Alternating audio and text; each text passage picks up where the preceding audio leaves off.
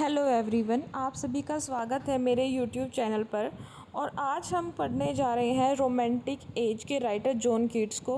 जैसा कि आप सभी जानते हैं कि रोमांटिक एज की जो है राइटर सीरीज़ मैंने शुरू की हुई है अपने चैनल पर। अगर आपने पिछली वीडियोस नहीं देखी हैं तो आप रोमांटिक एज की जो प्लेलिस्ट है मेरे चैनल पर उसमें जाकर देख सकते हैं। तो पहले हमने पढ़े फर्स्ट जनरेशन रोमांटिक पोइट्स, फिर हम सेकंड जनरेशन रोमांटिक पोइट्स को पढ़ रहे थे। ठीक है, तो आज सेकंड जनरेशन रोमांटिक पोइट्स में हम पढ़ने वाले हैं जॉन कीट्स को।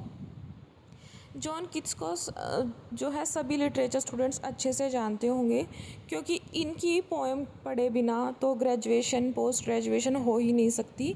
ये बहुत ही इम्पोर्टेंट राइटर है जॉन कीट्स, जो कि इंग्लिश पोइट हैं सेकंड जनरेशन रोमांटिक पोइट में से। ये बायरन और जो शैली है उनके साथ हैं। ठीक है, मतलब जो सेकंड जनरेशन रोमांटिक पोइट्स हैं उनमें पी शैली और लॉर्ड बायरन भी हैं और जॉन कीट्स के साथ भी हैं। ठीक है, जॉन कीट्स जिनका लाइफ स्पैन रहा 1795 से लेकर 1821 तक, ये इनका लाइफ स्पैन है। बहुत जल्दी ही इनकी डेथ हो गई थी, ये सिर्फ 25 एज के ही थे।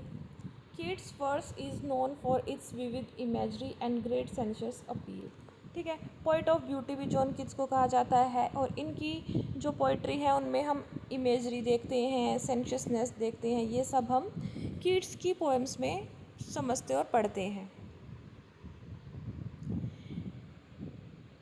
John Keats, he published only 54 poems in 3 slim volumes and a few magazines.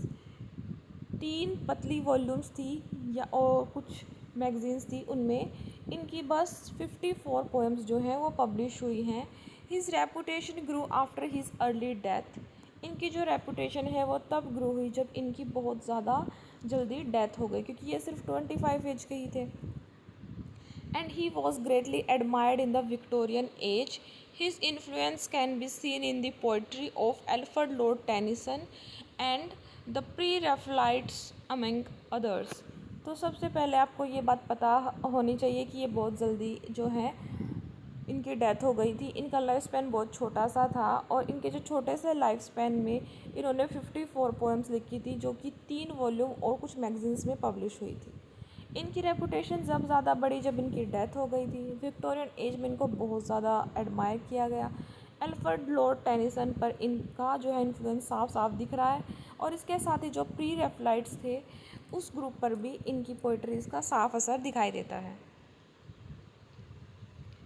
इनके इम्पोर्टेंट वर्क्स हैं Lamia, Endymion, the Eve of Saint Agnes, the great odes और indolence, on a Grecian urn, to Psyche, to Nightingale, on Melancholy and to Ottoman and the 2 versions of Hyperion।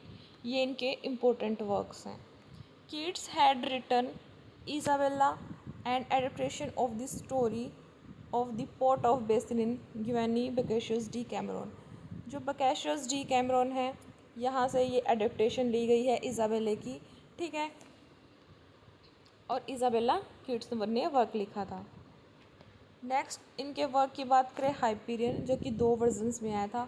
Keats fragmentary poetic epic Hyperion exist in 2 versions, the second being a revision of the first with the addition of a long prologue in a new style which makes it into a different poem. तो जो Hyperion है वो 2 volumes में था और ये fragmentary poetic epic माना जाता है। एपिक है बट फ्रेगमेंटरी है। ठीक है, पूरा हमें नहीं मिला है। ठीक है, और जो सेकंड है वो फर्स्ट का रिवीजन है। नेक्स्ट बात करते हैं इनके बहुत ज़्यादा फेमस ओड की, पोएम की। वो है ode on a Grecian urn. ये क्या है, इसमें जो थीम है वो हम इमोरलिटी ऑफ आर्ट देखते हैं, ब्यूटी, रोमांटिसिज्म। इस पोएम की मेन थीम क्या है कि जो आर्ट है ना उसकी इमोरलिटी, मोर्टेलिटी, मतलब कि जो आर्ट है वो कभी ख़त्म नहीं होती। To depict this theme Keats uses a Grecian urn and the emotive paintings on this piece. जो ये ग्रीशियन अर्न होता है ना, इस पर बहुत सारी पेंटिंग्स बनाई गई हैं और जो इसके बारे में पोइट कहते हैं कि ये कभी ख़त्म नहीं होने वाली। ये जो ब्यूटी है इस पर जो उकेरी गई है ये कभी ख़त्म नहीं होगी, जैसा है वैसे करे वैसा रहेगा। और इस पर जो ये चित्रित की गई है ना, जो ये इमेजेस वो बहुत ज़्यादा मतलब सुंदर हैं और वो प्रेजेंट कर रही हैं इमोर्टैलिटी ऑफ आर्ट। ठीक है, बहुत ही अच्छी पोएम है ये, ओड है ये एक। एंडीम्यून, एंडीम्यून जो टाइटल है वो आपने पहले भी सुना होगा जब आप विलियम शेक्सपियर की एज पढ़ते हैं, तो आप पढ़ते हैं जॉन लीले के बारे में। ठीक है, जो जॉन लीले हैं उनका भी एक वर्क था, टाइटल उनका सेम था, एंडीम्यून। ठीक है, तो अगर एंडीम्यून में कंफ्यूज मत हो ना, एंडीम्यून लीले और जॉन कीट्स दोनों ने लिखा है। जो जॉन कीट्स ने लिखा है वो पहले पब्लिश हुआ था 1818 में, ये आप याद रख सकते हैं। ठीक है, ये एक पोएम है जॉन कीट्स की जो कि 1880 में पब्लिश हुई Taylor and Hessey of Fleet Street in London. ठीक है, John Keats dedicated this poem to late poet Thomas Chatterton. The poem begins with the line, "A thing of beauty is a joy forever." Endymion is written in rhymed couplets in iambic pentameter. तो यहाँ Endymion की बात हो रही है। Endymion John Keats ने लिखी जो पहली बार 1818 में पब्लिश हुई टाइलर एंड हेसे के द्वारा लंदन में। ठीक है, और डेडिकेट की गई थी थॉमस चैटरटन जो कि लेट पोइट थे।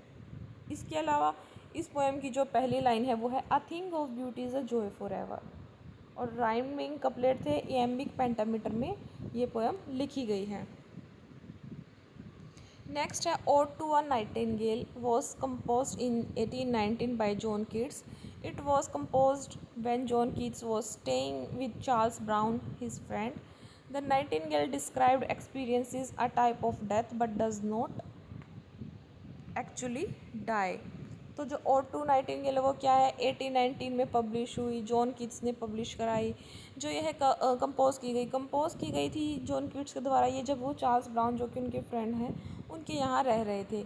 और इसमें डिस्क्राइब करते हैं नाइटिंगेल के एक्सपीरियंस का कि उसका एक्सपीरियंस होता है a type of death but not actually die, मतलब सच में नहीं मरती है बट उसको एक्सपीरियंस होता है type of death. Another of Keats' poem is an ode to Ottoman, published shortly before his death. Ode to Ottoman ये भी बहुत ज़्यादा इम्पोर्टेंट वर्क है इनका। इस पर मेरे चैनल पर ना आपको वीडियो मिल जाएगी, अगर नहीं मिल रही है तो आप बता सकते हैं, मैं दोबारा अपलोड कर दूँगी।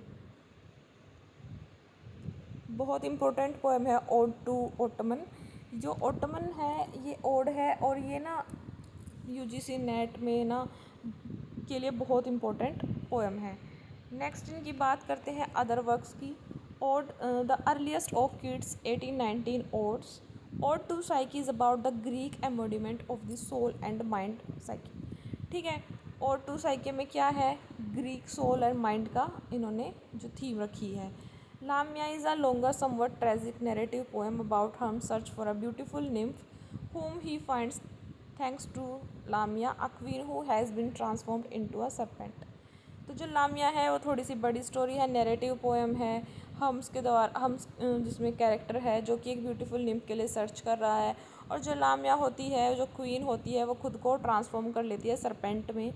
The Eve of Saint Agnes, ये बहुत ज़्यादा इम्पोर्टेंट वर्क है कीट्स का, आप इसे बिल्कुल भी स्किप नहीं कर सकते और इसकी समरी ज़रूर से ज़रूर डीप में कर लेना।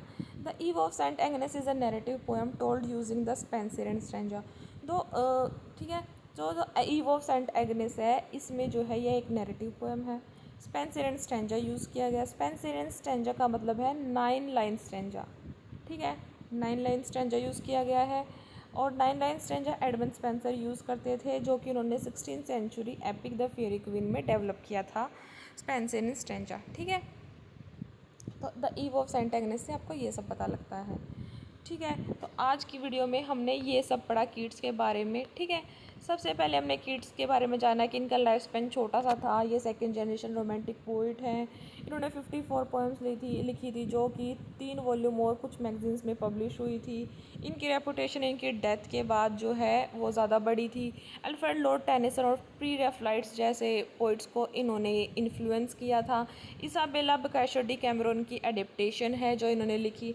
इनके फेमस वर्क है लामिया एंड डिम्यून, the Eve of Saint Agnes, ये सारे जो मैंने कि आपको थोड़ी देर पहले भी बताए थे। हाइपीरियन जो कि 2 वर्जन्स में है। Ode on a Grecian earn, जिसमें कि आर्ट की जो इमोर्टैलिटी है वो दिखाया गया है, ब्यूटी प्रेजेंट की गई है, रोमांटिसिज्म प्रेजेंट किया गया है। एंडीम्यून जो सेम टाइटल जॉन लीले ने भी अपना वर्क लिखा था, और जो यह एंडीम्यून वर्क है वो थॉमस चैटरटन को डेडिकेटेड किया गया था। और टू नाइटिंगेल ये 1819 में कंपोज किया गया था। और टू ओटमन ये ओड है जो कि इनकी डेथ के बाद पब्लिश कराया गया था। और टू साइकी में हम देखते हैं ग्रीक सोल एंड माइंड को। लामिया में जो है, जो वो लामिया होती है वो ट्रांसफॉर्म हो जाती है सरपेंट में। The Eve of Saint Agnes में हम मेन चीज़ देखते हैं कि Edmund Spenser and stanzas use किए गए हैं, जो कि फेयरी क्वीन में एडमंड स्पेंसर ने डेवलप किए थे। ठीक है, आज की वीडियो में हमने ये सब जाना। अगर आपको मेरी बनाई गई आज वीडियो अच्छी लगी है, जो मैंने इन्फॉर्मेशन दी वो आपके कुछ भी काम आई है, तो प्लीज़ वीडियो को लाइक कर देना, शेयर कर देना, कमेंट भी कर देना और मेरे चैनल को सब्सक्राइब कर देना। Thank you so much.